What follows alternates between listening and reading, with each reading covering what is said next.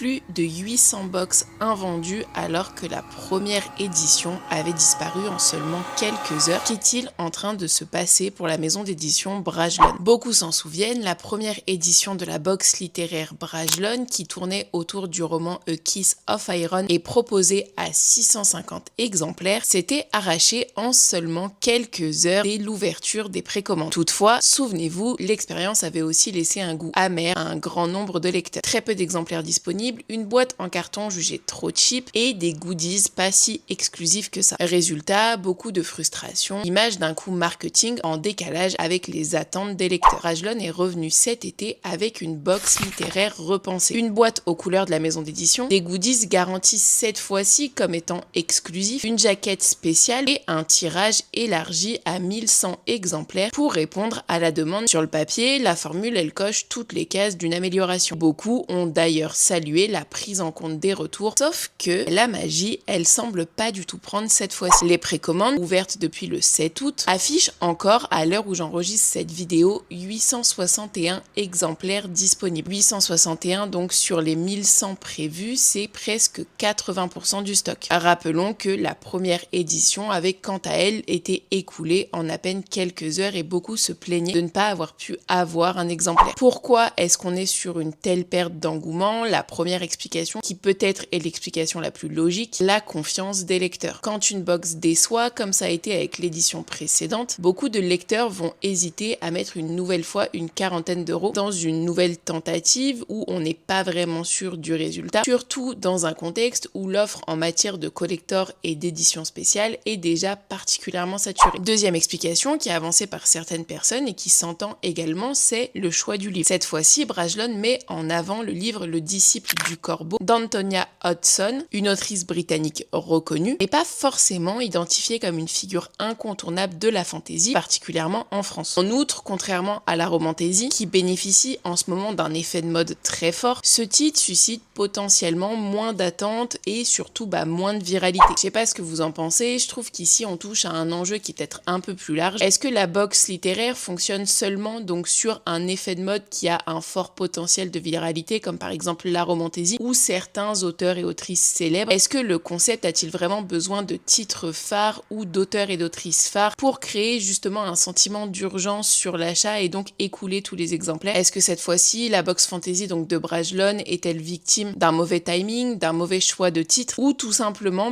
d'une tendance qui s'essouffle déjà? Est-ce que Brajlon va continuer dans cette dynamique en ajustant une nouvelle fois le tir? Est-ce que la déception de la box romantasy a été trop forte? Bref, dites-moi ce que vous en pensez.